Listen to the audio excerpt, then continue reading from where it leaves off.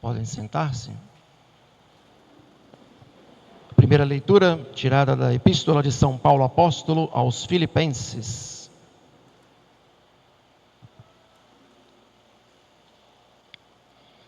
Irmãos, alegrai-vos incessantemente no Senhor.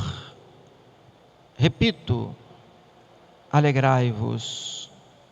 Que a vossa modéstia seja conhecida de todos os homens. O Senhor está perto. Nada vos inquieteis, mas em todas as vossas orações e preces, apresentai a Deus os vossos pedidos, juntamente com a ação de graças. E que a paz de Deus, que está acima de todo o entendimento, guarde os vossos corações e os vossos espíritos em Cristo Jesus, Senhor nosso. Podem ficar em pé. Evangelho de São João.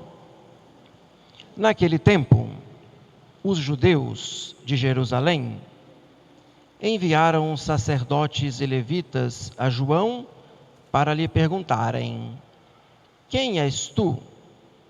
Ele confessou e não negou: eu não sou o Cristo, confessou ele. Perguntaram de novo: quem és tu então? És tu Elias? Ele respondeu: não sou. És tu o profeta? Ele respondeu: não. Disseram-lhe, pois: quem és tu então para que possamos dar uma resposta aos que nos enviaram? Que dizes de ti mesmo? Ele declarou: eu sou uma voz que clama no deserto. Aplanai os caminhos do Senhor, como disse o profeta Isaías. Estes que tinham sido enviados eram da seita dos fariseus. Voltaram ainda a interrogá-lo, dizendo: como batizas tu, pois, se não és o Cristo, nem Elias, nem o profeta? João respondeu-lhes, dizendo: eu batizo em água, mas no meio de vós está um quem vós não conheceis. Esse é o que há de vir depois de mim, o qual existiu antes de mim e a quem eu não sou digno de desatar as correias das sandálias. Estas coisas passaram-se em Betânia, do lado de lá do Jordão, onde João batizava. Podem sentar-se, meus amados irmãos. Domingo Gaudete, domingo da alegria, terceiro domingo do Advento. Dominus propest. O Senhor está próximo, o Senhor está perto. Se nós fôssemos falar então da alegria, claro que antes de tudo deveríamos olhar a pessoa mais feliz que habitou lá naquela época em que Deus, na sua providência, na sua sabedoria infinita, quis que fosse a plenitude dos tempos.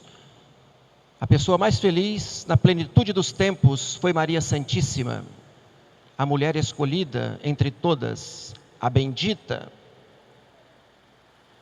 a quem o anjo saudando lhe disse: alegra-te, cheia de graça, ave. E o anjo dá a razão. Por que Nossa Senhora tem que ser feliz, tem que ser a pessoa mais feliz do mundo? Dominus tecum, o Senhor está contigo.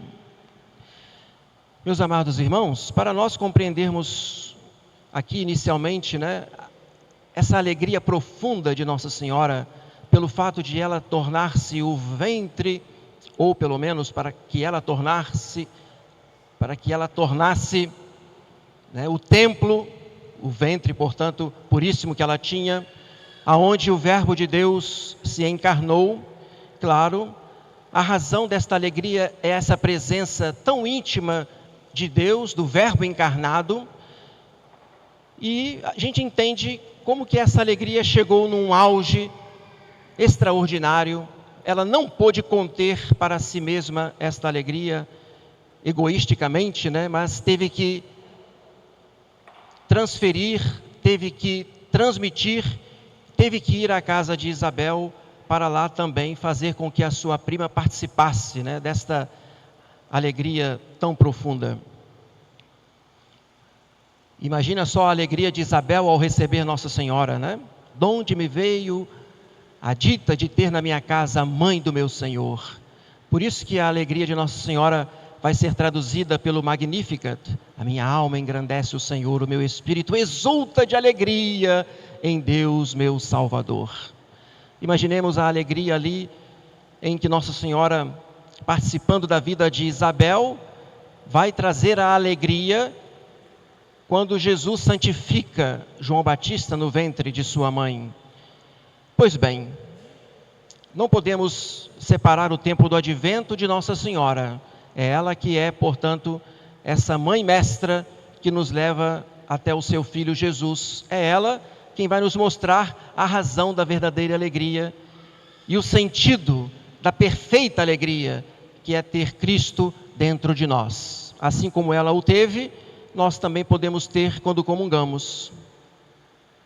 Essa alegria vai ser profunda, vai ser verdadeira, vai ser uma alegria, portanto, que ninguém pode tirar. E quem tem Nosso Senhor tem tudo. A pessoa que comunga pode dizer sim, como Maria foi a pessoa mais feliz do mundo, ainda é na glória.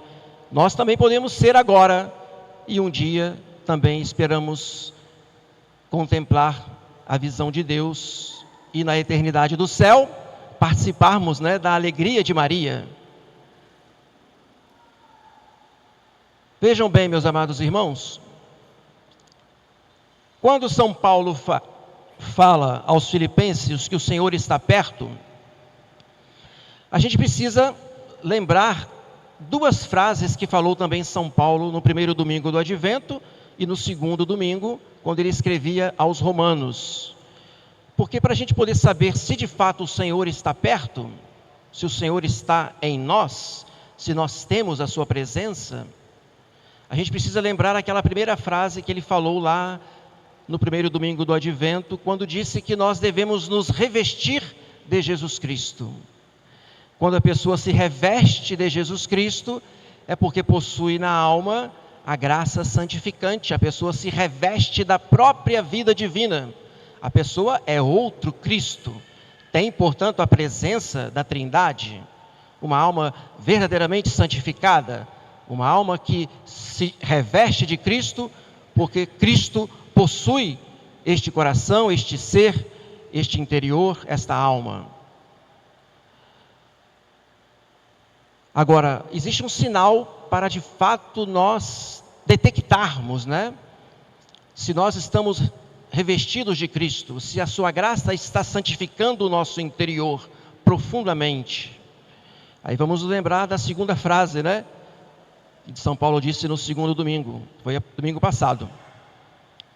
Que nós devemos ter uns para com os outros os mesmos sentimentos que teve nosso Senhor Jesus Cristo.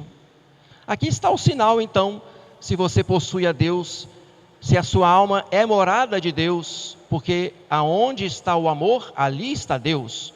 E aonde é que está o amor na vida do cristão, se ele não vive a caridade, né? Se ele não vive a concórdia, a fraternidade, o serviço que você deve prestar aos irmãos necessitados e qualquer outra pessoa que em qualquer momento possa precisar da sua ajuda espiritual, material, um conselho, uma esmola, ou talvez alguém que precisa apenas de um bom exemplo. Isso é caridade. E a caridade maior é quando nós damos o exemplo, né, de uma vida pacífica, enquanto você tem no coração a paz de Deus. E por diversas vezes nesse tempo do advento, São Paulo também vai falar da paz, como um resultado final desta presença divina e desta concórdia fraterna, que é necessário. Imagina passar o Natal com um sentimento de amargura, de rancor, de ódio no coração. Isso é de uma incompatibilidade enorme. Meus amados irmãos, São Paulo, quando ele fala que o Senhor está perto, quando ele escrevia isso aos Filipenses, lá nos primórdios do cristianismo, ele já dava um sentido escatológico, porque ele queria que todas as pessoas estivessem preparadas, porque a qualquer momento nosso Senhor estaria de volta, e nesse sentido o Senhor está perto, o Senhor está próximo. A última vinda de nosso Senhor pode ser a qualquer momento, isso só depende de Deus. Claro, tem outras circunstâncias, mas não vamos entrar neste mérito agora. O fato é que a igreja, quando instituiu o tempo do advento, ela sempre quis associar, esta preparação para o Natal, como se já fosse uma preparação para a última vinda de Cristo. Então, quando a gente diz que o Senhor está perto, claro que tem um sentido que o Natal está se aproximando. É claro que tem um sentido que nosso Senhor está próximo, acessível, a sua graça pode vir habitar na nossa alma, a sua presença pode nos inundar, nos santificar por dentro. Portanto, o Senhor está perto, está dentro de nós. Mas, obviamente, que esta dignidade, eu diria, quando o cristão vive unido a Cristo, é o sinal infalível de que ele está preparado para quando o nosso Senhor voltar. E pode ser a qualquer momento, quando o nosso Senhor quiser, a alma estará, de fato, devidamente preparada. E vejam, quando acontecer esse dia da última vinda de nosso Senhor, aquela alma que estiver revestida da graça, que estiver revestida de Cristo, poderá, portanto, ressuscitar com a alma transfigurada e o corpo reluzente, para receber de nosso Senhor a devida recompensa. Quando nosso Senhor disser: vinde, benditos do meu Pai, para o reino que vos preparei desde a constituição do mundo, E um sinal infalível de que deve, um sinal infalível pelo qual se demonstra, que nós estamos preparados para a última vinda, é exatamente a caridade, fraterna, que quando o nosso Senhor disser: vinde benditos do meu Pai, para o reino que vos preparei, ele vai continuar dizendo lá no Evangelho de São Mateus: porque tive fome, me deste de comer, tive sede, me deste de beber, estive nu, me vestistes, estive encarcerado e enfermo, me visitastes. Porque todas as vezes, nosso Senhor vai dizer para a gente que assim o fizestes a um dos meus pequeninos, a mim o fizestes. Entra na posse, na alegria do teu Senhor. É triste quando nosso Senhor tiver que dizer, apartai-vos de mim, malditos, não vos conheço. Aí vem todas as frases na negativa: porque tive fome e não me deste de comer, e assim por diante. Ou porque talvez não tivestes um convívio fraterno, uma vida de família, onde a paz estivesse reinando ali, naquele lar. A concórdia, a fraternidade, a caridade, que é um sinal, portanto, que nos prepara para a última vinda do Senhor. Interessante que São Paulo, então, quando ele falava isso para os fiéis, ele falava em tom de alegria, em tom de esperança, porque é tão belo imaginar que aquele cristão que se esforçou tantas vezes por permanecer na graça de Deus, por não jogar esta roupa da graça santificante no lixo com o pecado mortal, esse cristão que viveu o tempo todo se resguardando para não perder a vida divina na alma, esta alma que se esforçou por viver a caridade, na paciência, no perdão mútuo, esta alma poderá sim ter esperança e ter alegria de poder imaginar que receberá de nosso Senhor a devida recompensa. Porque fostes fiel no pouco, eu te darei a incumbência de grandes coisas. É proporcional à alegria do céu com a vida que nós levarmos aqui na terra. Existe para nós um modelo, que a liturgia nos coloca já desde domingo passado e vai colocar domingo que vem, que é São João Batista. Não existe caridade se não houver uma vida austera. Não é possível guardar a graça santificante se nós não fizermos penitência. João Batista é o modelo de um homem penitente, austero, como nosso Senhor disse domingo passado, que não é uma cana agitada pelo vento, ou que não se veste com roupas suntuosas e não habita nos palácios dos reis. Muitas vezes o cristão frouxo, o cristão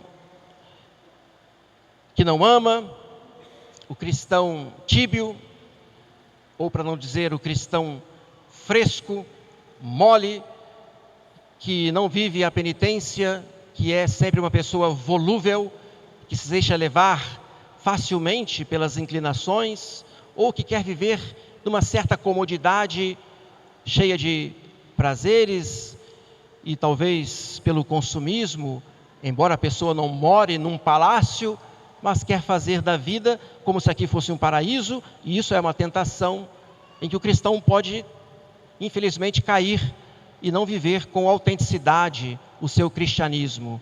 Não existe autenticidade da vida cristã se não fizermos penitência como São João Batista. Se não nos humilharmos, não nos rebaixarmos, não nos aniquilarmos, como ele também, no Evangelho de hoje, mostra muito bem, quando vai falando àqueles fariseus, dizendo que não é o Cristo, mas sempre com palavras mais parcas, justamente para indicar que era necessário que ele diminuísse, que ele desaparecesse, para que Cristo pudesse ser mostrado ao mundo. Eis o Cordeiro de Deus, eis aquele que tira o pecado do mundo.